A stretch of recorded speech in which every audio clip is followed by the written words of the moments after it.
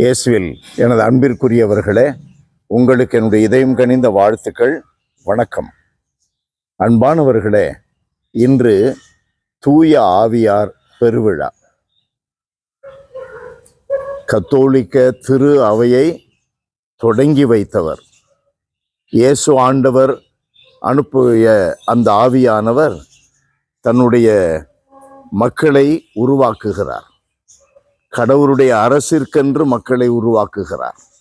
தெரிந்தெடுக்கப்பட்ட மக்கள், அரச குருத்துவ திருக்கூட்டம். அன்பானவர்களே, பேதுரு அதை உணர்ந்து அந்த கடிதத்திலே, முதல் கடிதத்திலே 2:9 அதை சொல்லுகிறார். புறையின மக்களுக்கு நீங்கள் ஒளியாக இருப்பீர்கள். எப்படி ஒளியாக இருப்பது? சான்று பகர்வதின் வழியாக. சான்று பகர வலிமை எங்கிருந்து கிடைப்பது? தூய ஆவியினால் கிடைக்கிறது. அதைத்தான் இன்றைய நற்செய்தியில் பார்க்கிறோம். தந்தையிடமிருந்து வந்து உண்மையை வெளிப்படுத்தும் தூய ஆவியார் உங்களிலிருந்து சான்று பகர துணை புரிவார். உண்மையை அவர்தான் வெளிப்படுத்துகிறார். தூய ஆவியின்றி ஒரு மனிதன் உண்மை பேச முடியாது, உண்மையாய் நடக்க முடியாது. கடவுளுடைய தொட்டில் அதுதான். கடவுளுடைய உண்மையின் தொட்டில் அதுதான். அங்கிருந்துதான் உண்மை புறப்பட வேண்டும். ஆவியானவர் அதை கொண்டு வருகிறார். அதற்குள்ளே மக்களை நடத்துகிறார். நம்பிக்கையாளர்களை சான்று பகரச் செய்கிறார். அன்பானவர்களே, நம்முடைய வாழ்க்கையில இந்த ஆவியானவர் பேசுவார். என்ன பேசுவார்?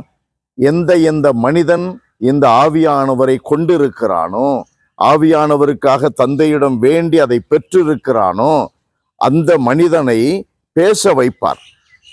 வரப்போகிறவற்றை அறிவிக்க வைப்பார். உண்மையை பேச வைப்பார். இயேசு என்ன விட்டு சென்றாரோ, சொல்லி சென்றாரோ அவைகளெல்லாம் இவனும் செய்யும்படி அவனை தூண்டி எழுப்புவார். அவனுக்கு ஜெபிக்க கற்றுக் கொடுப்பார். அவனை பலப்படுத்துவார்.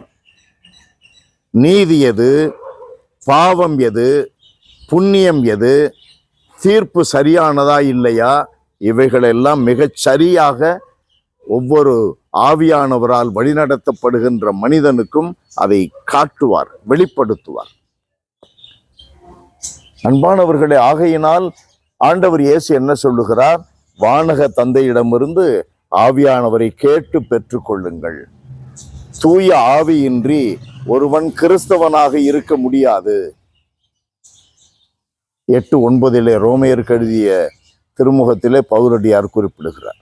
தூய ஆவியின்றி ஒருவன் நம்பிக்கையாளனாக இருக்க முடியாது. அதனுடைய பொருள், இயேசுவை அவன் அறிவிக்க முடியாது, அறிய முடியாது, அறிவிக்க முடியாது, மீட்படைய முடியாது. அனைத்தும் தூய ஆவியின் வழிநடத்துதலில் தான். அன்பு நிறைந்த எங்கள் இறைவா, எங்கள் ஒவ்வொருவரையும் உம்முடைய தூய ஆவியினாலேயே உண்மையை நோக்கி, நிறை உண்மையை நோக்கி வழிநடத்தும். உம்முடைய தூய ஆவியின் துணை கொண்டு நாங்கள் எல்லா சூழல்களிலும் இயேசுவுக்கு சான்று பகர எங்களுக்கு உதவி செய்யும். தூய ஆவியினால் நாங்கள் என்றும் உண்மைக்கு சான்று பகர்ந்து கடவுளை மகிமைப்படுத்துகின்ற நம்பிக்கையாளர்களாய் விளங்க, தேர்ந்தெடுக்கப்பட்டதனுடைய பலன்களை மற்றவர்களுக்கு கொடுக்க, நாங்களும் அனுபவிக்க எங்களுக்கு அருள்தார். புறையின மக்களுக்கு ஒளியாக, புறையின மக்களை இந்த கடவுளுடைய அரசிற்கு கொண்டு வருகின்ற நல்ல சாதனங்களாக நாங்கள் விளங்கச் செய்தருளும். தூய ஆவியானவரே, உம் திருமுன் சரணடைகிறோம். எங்களை வழிநடத்தும். இயேசுவின் நாமத்தில் ஜெபிக்கிறோம் பிதாவே. ஆமென், ஆமென்.